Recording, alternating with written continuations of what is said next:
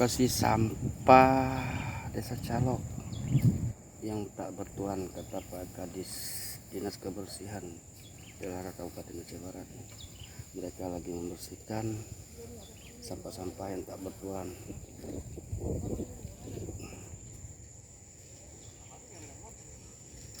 Calok yang bertepatan dekat jembatan Pertamina Calok.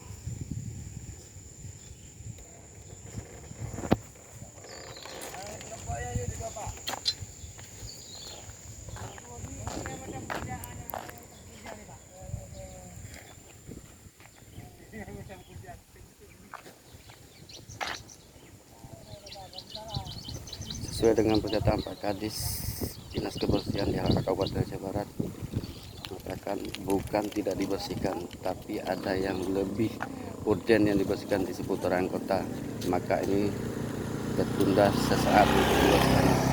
Dan pada hari ini tanggal 23 Juli 2022 pihak Dinas Kebersihan membersihkan sampah yang berserakan di pinggir jalan Calok yang tak ada rumah, cuman ada Pertamina.